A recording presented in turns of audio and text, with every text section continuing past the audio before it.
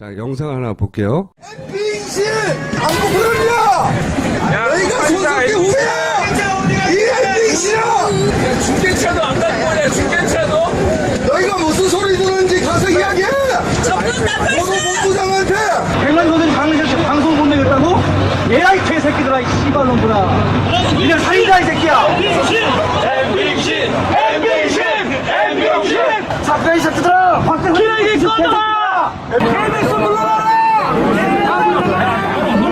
너희들도 언론인이야 국민들한테 나서지 마라 국민들한테 나서지 마 정도 때부터 쓰레기들이 아니거든. KBS 이름 날고 밖에 나고 이게 니네들이 그렇다가 아니야 임마 웃기지 마. 그러다 때려치고 공장당을 기술 배워서 먹고 살아요 불러가라 KBS 철거 손들아 이 정신 차려.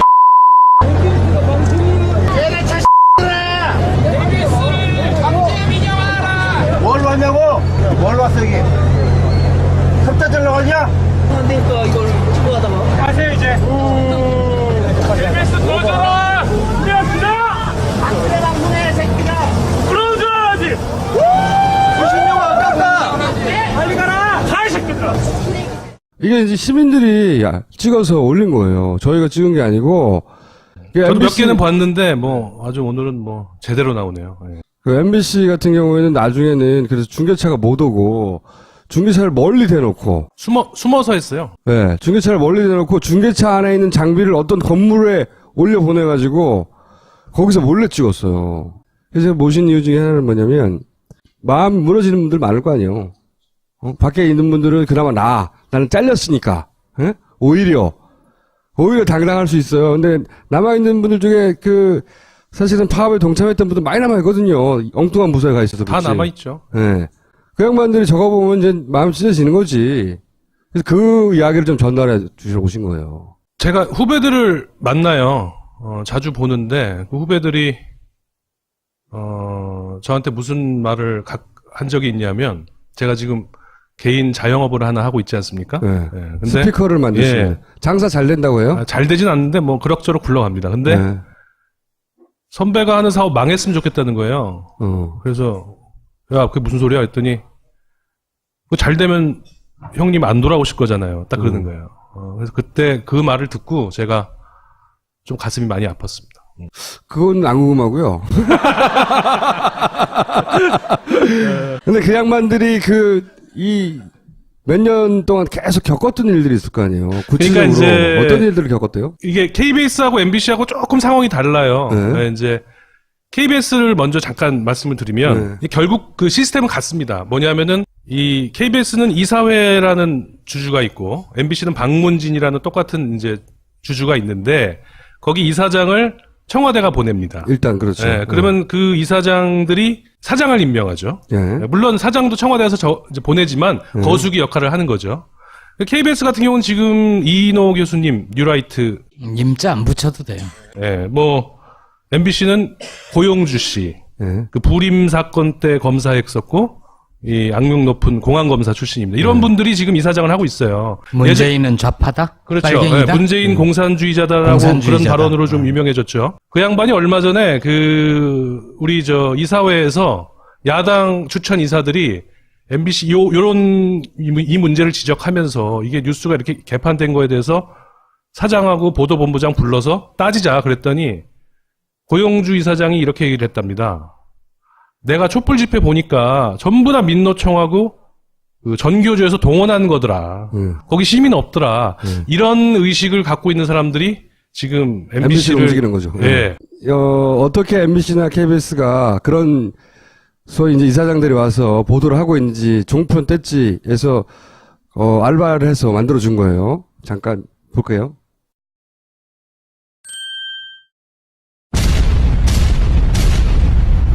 경찰은 만일의 사건을 준비하고 있지만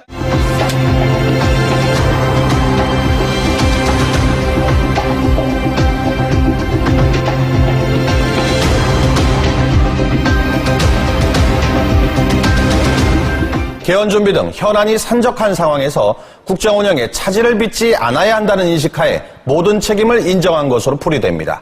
개헌 준비와 시급한 국정과제가 쌓여있는 상황에서 해명과 진실 공방으로 시간을 끌기보단 대국민 사과라는 정면 돌파를 선택했다는 것입니다.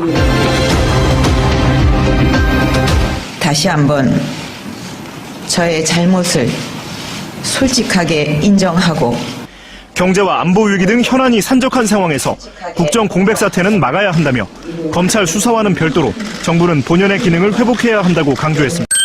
사건이라고 밝혔습니다. 결국 자신과는 직접 관련이 없다는 말을 이렇게 한 셈이어서 이게 또 역시 검찰 수사에 지침을 준 것 아니냐는 비판이 나왔습니다. 야당 추천 특별검사가 마음만 먹으면 박근혜 정부 4년의 국정 전반을 들여다볼 수 있습니다. 이 과정에서 중립성 문제가 불거질 수 있습니다. 하지만 언론 브리핑 명목으로 수사 중 알게 된 사실을 악의적으로 누설할 수 있다는 지적이 나오고 있습니다. 또 수사나 재판 때문에 자료 제출 등을 거부할 수 없다고 못 박아 재판 또는 수사 중인 사건에 관여해서는 안 된다는 기존법과 배치된다는 논란이 끊이지 않을 전망입니다. 최 씨가 자신의 것이 아니라고 전면 부인하면서 관련 의혹이 커지고 있습니다. 하지만 청와대 문건 등이 담겨 있고 작은 노트 크기에 불과한 소형 기기를 굳이 버리고 갈 이유가 있겠느냐는 의문이 제기됩니다. 직접 사용했다는 아무런 지금 단서도 없는 거를 가지고 이 세상이 지금 이렇게 시끄러운 거예요.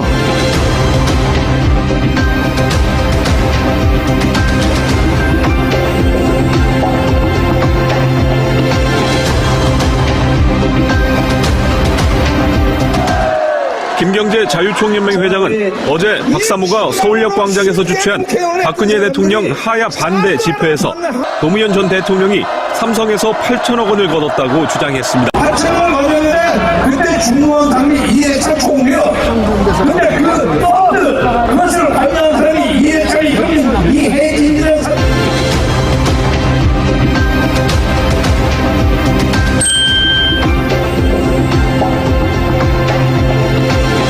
네, 제가 나와 있는 이곳 광화문 광장부터 대한문까지 이 촛불을 든 시민들로 가득 찼습니다.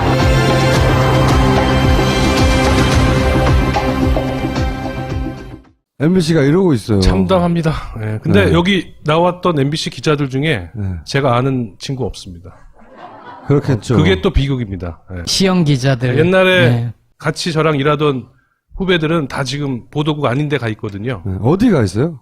2009년인가 그 신영철 그때 그 왜 사건 때 MBC가 특종을 해가지고 한국 기자상을 한번 탔거든요.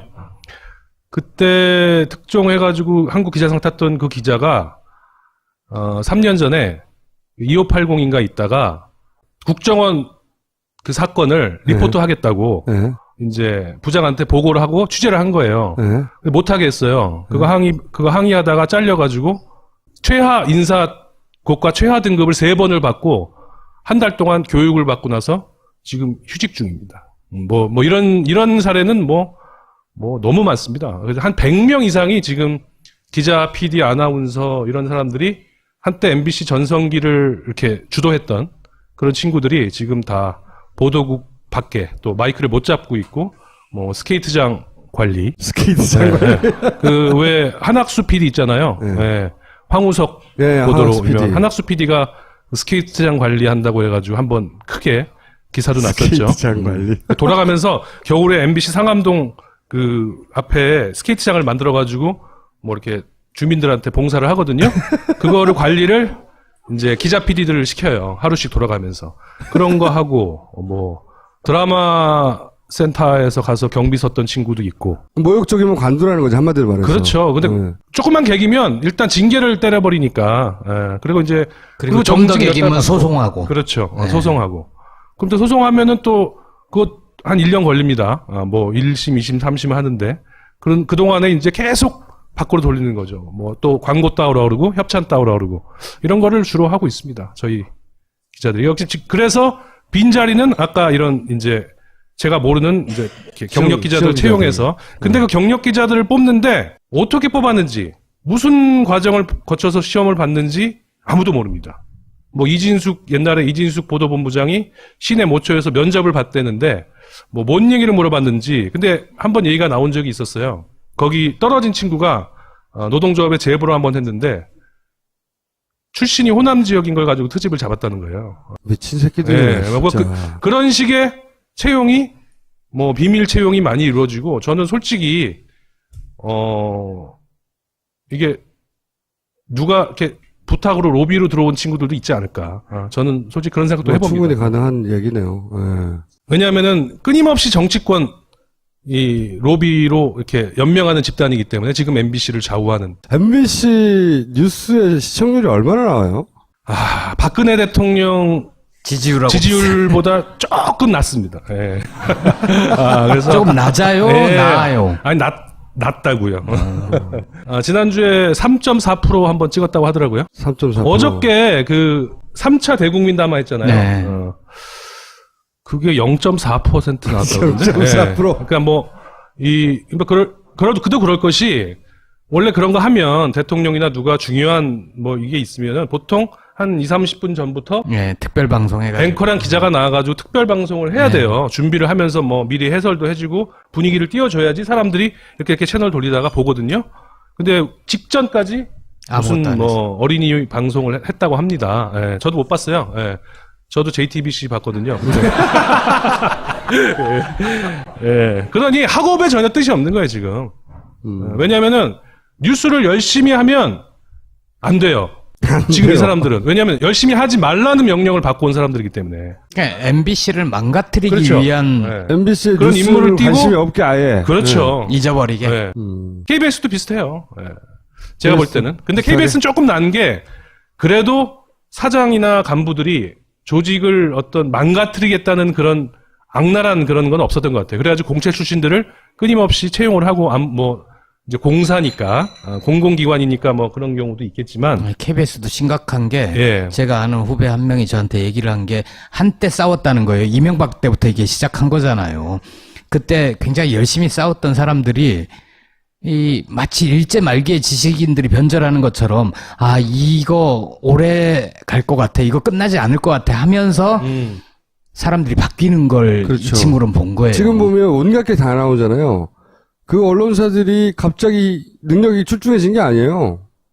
그렇게 할 수 있었어. 다 할 수 있는 역량이 있는 사람들이 거기 모여 있는 거예요. 안 한 거야. 못하게 만들었지. 그렇죠. 그리고 그 능력으로 박근혜를 대통령 되기 전에 봤으면 진짜 죽었지.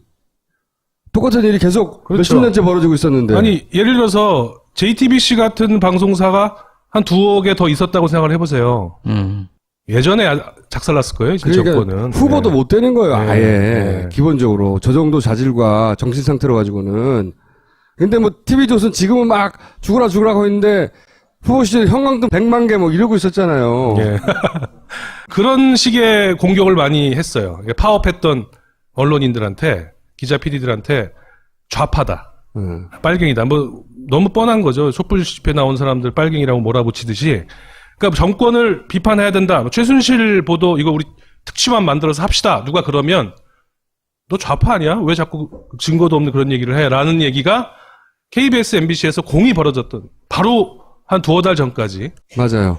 그리고 그런 얘기가 끝내면 증거부터 가져오라고 그래. MBC는 특히 제일 늦게 특집안을 구성해가지고 한 2-3주 하다가 접었어요. 취재가 안 되니까. 취재가 안 되니까. 취재하는 방법을 다 까먹었거든요. 그래가지고 그걸 다른 팀으로 바꿨대요. LCT 특집안으로 바꿨답니다. 언론만 제대로 돌아가도 이런 꼴을 안 봐도 되는 거예요, 사실은. 근데 생각해보세요. 김대중 노무현 때, 특히 노무현 정권 때는 언론이 못하는 짓이 없었어요. 그렇죠. 예. 취재하지 못하는 영역이 없었고, 그리고 까지 못하는 게 없었고, 뭐 대통령도 아무도 안 무서워했으니까. 모든 게 노무현 탓이었으니까. 그러니까요. 네. 그게 쉽잖아. 놀이도 되고. 근데 그 사이, 불과 7-8년 사이 어떻게 이렇게 얼마나 변했는지 보세요. 빨리 뒤엎어야 돼, 이거. 트라우마가 있었어요. 이명박, 박근혜 정권 전부 다 MBC, KBS에 대한 트라우마가 생긴 거예요. 그렇죠. MB 정권은 광우병 때. 예. 그리고 또 KBS도 문창극 보도 한번 했잖아요. 네. 그게 KBS가 특정한 거거든요. 네, 맞아요. 근데 그게 총리 후보자 언제 낙마시켰을 벌어졌냐면 때. 길환영 사장이라고 세월호 때 잘린 사람이 있어요. 유족들이 왜 청와대 항의 방문하고 하는 그 와중에서 사장이 책임지고 잘렸는데 그 사장을 새로 뽑는 사이에 사장이 공석이잖아요. 그때 그 보도가 나간 거예요. 네. 그러니까 위에서 어떻게 생각했어? 야, 이것들은 틈만 주면 틈만 주면 우리를 죽이려고 하는구나 이렇게 생각할 거 아닙니까? 그러니까 반드시 저놈들을 완전히 눌러놔야겠다. 그리고 그 이전부터 그 한나라당 시절에 아주 공개적으로 얘기를 했던 게 2002년 대선 우리가 진 거는 KBS, MBC 방송 때문이다. 방송을 그렇죠. 놓쳐서 우리가 대선에서 졌다. 이 얘기를 아주 노골적으로 했었어요. 맞습니다. 왜냐하면 그게 이제 또 노무현 전 대통령 탄핵 때 이제 그 TV에서 막 이렇게 열린우리당 의원들이 막 울부짖고 하는 국회 그 장면이 막 나갔잖아요. 그거 당연히 나가는 거잖아요. 어떤 세계 어떤 방송도 그거 중계 안 하겠어요? 근데 그 장면 내보냈다고 엄청 씹었어요. 그것 때문에 탄핵이 안 됐다고. 예. 제가 제일 최근에 충격을 받았던 얘기가 뭐냐면 후배들한테 들은 얘기인데 한 달 전에 그 호패산 터널에서 왜 총격 사건 벌어져가지고 경찰관이 한 명 순직하셨어요. 보통 그런 사건 나면 그 방송사 보도국은 제보 전화가 불이 나게 돼 있거든요. 그렇죠. 아니면 서울 시내에서 총성이 울리는데 전 방송국에 전화해요. 보통 그렇죠. 사람들이. 일단은 경찰서 전화합니다. 전화하고 방송사 요새는 전화하고. 뭐 이제 이렇게 SNS로 제보 띄우고 하지만 저희 때 제가 있을 때만 해도 안에서 내근하고 있으면 뭐 교통사고 하나만 나고 뭐 불 하나만 나도 전화가 엄청 왔는데 그 엄청난 사건이 벌어졌는데 제보 전화가 한 통도 안 왔대요. MBC는. 예. 그 말이 저는 제일 충격적이었어요. 3% 이런 것도 그냥 틀어놓은 거지. 그렇죠. 좀 있으면 연속곡 나오니까. 그게 애국가 시청률이라고 보통 그래요. 예. 그 지금은 이게 뭐 무한도전이니 뭐 복면가왕 드라마 이런 거가 이제 여전히 살아 있으니까 많은 분들이 그래도 MBC를 보시는데 이 공영방송이나 이 어떤 지상파 방송은 스테이션 이미지라는 게 굉장히 중요하거든요. 전체적으로 이미지가 이렇게 무너져 내리면 저는 이제 예능 드라마도 한계가 올 것이다. 그러면은 진짜 MBC는 정말 모든 면에서 뭐 듣보잡 방송이 3류, 4류 방송이 될 위험이 크다. 저는 이렇게 우려하고 있습니다. MBC 뉴스 재판된 거에 대해서 사장하고 보도본부장 불러서 따지자 그랬더니 고용주 이사장이 이렇게 얘기를 했답니다. 내가 촛불 집회 보니까 전부 다 민노총하고 그 전교조에서 동원한 거더라. 거기 시민 없더라. 이런 의식을 갖고 있는 사람들이 지금 MBC를 움직이는 거죠. 예.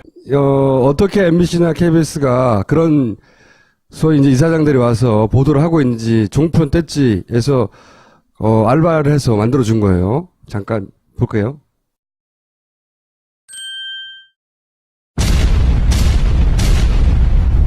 경찰은 만일의 사건을 준비하고 있지만